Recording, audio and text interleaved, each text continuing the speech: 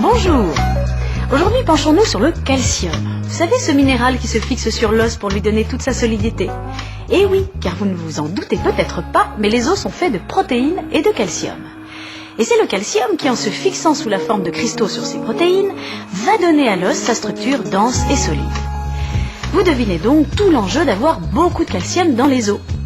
Mais la nature a particulièrement bien fait les choses et il est prévu que ce soit justement pendant l'enfance et l'adolescence que les os vont pomper un maximum de calcium qu'ils peuvent trouver dans l'alimentation pour l'accumuler le plus possible dans les os et en faire des réserves pour toute la vie. L'enfant constitue ainsi ce que l'on appelle un capital calcique.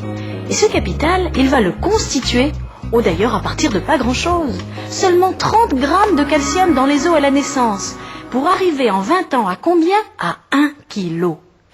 Pourquoi 1 kilo? Parce que c'est le poids de tout le calcium que vous avez dans vos os. Eh oui, vous avez 200 os qui pèsent au total environ 10 kilos. Et bien sur ces 10 kilos d'os, vous avez 9 kilos de protéines et 1 kilo de calcium. Donc pour en revenir à votre enfant, vous mesurez un peu toute l'importance de ce calcium qu'il va fixer pendant son enfance. S'il en mange assez, tout va bien. Mais s'il n'en mange pas assez, eh bien tant pis pour son capital calcique, mais il sera certainement moins bon.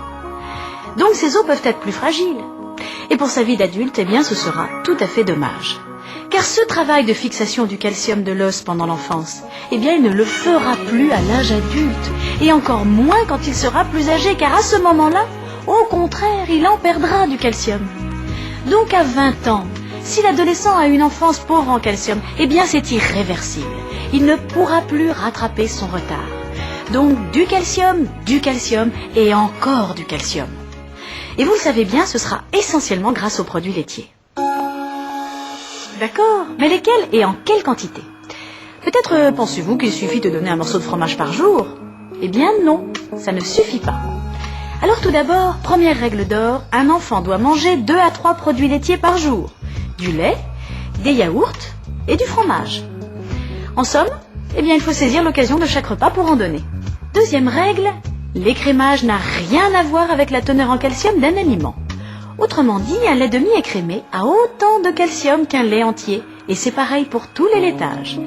Tous les yaourts, qu'ils soient 0% de matière grasse, ou nature au lait demi-écrémé, ou au lait entier, et même les yaourts aux fruits, eh bien tous ces produits ont pratiquement la même richesse en calcium. Donc, ce n'est pas la peine de donner du lait entier à vos enfants en vous disant qu'il est probablement plus nutritif que le lait demi-écrémé. Le lait demi-écrémé, ça suffit amplement. Troisième règle.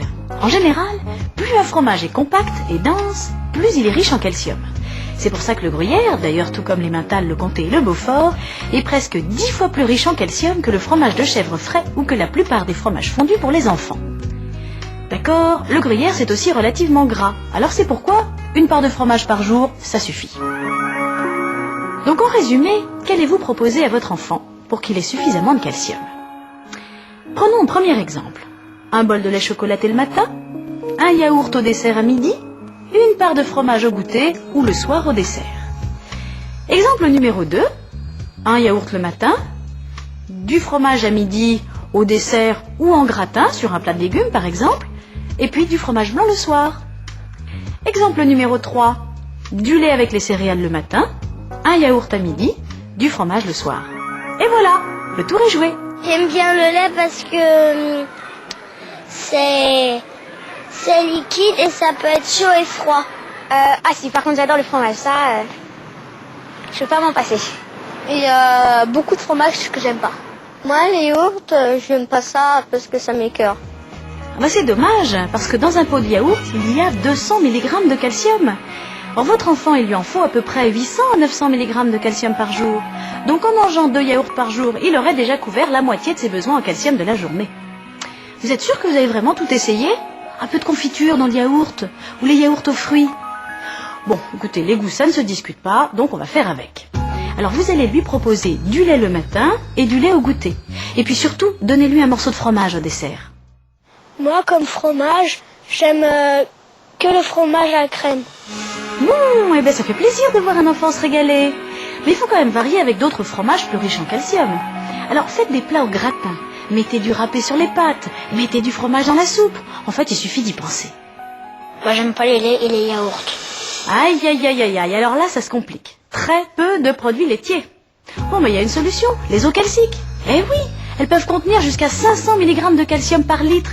Ça fait les 3/4 des besoins en calcium de votre enfant. C'est rudement intéressant si votre enfant mange peu de produits laitiers. Mais alors, comment les reconnaître?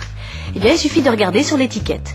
Elles contiennent plus de 150 mg de calcium par litre. Alors, n'hésitez pas et donnez-en à votre enfant dans ce contexte.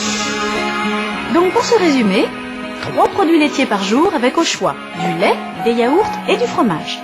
Sinon, il vous reste la solution des eaux minérales riches en calcium. Et puis avec tout ça, votre enfant aura ce qu'il lui faut en calcium et il partira dans la vie avec un bon capital calcique.